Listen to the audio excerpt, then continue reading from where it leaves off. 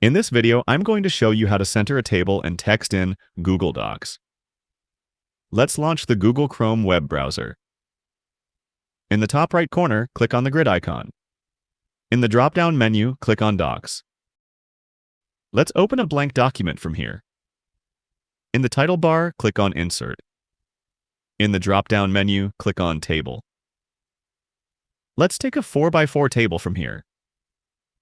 You can see that the default alignment of the table here is left, and if you add data to the table, it stays on the left side.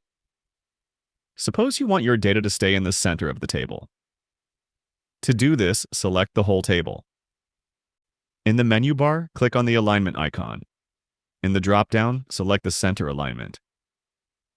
Here you can see that our data is aligned to the center of the cells. Now, what if you are working with a table that contains big cells like this one?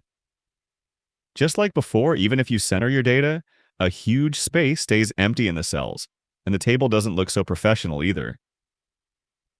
To resolve this, select the whole table again. Now right-click on the selected table.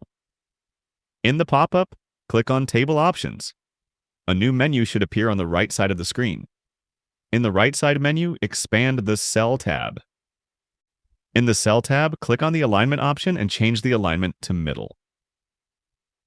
Here you can see that our data in the table is both centered and middled. Because of this, the table looks much neater and more professional than before.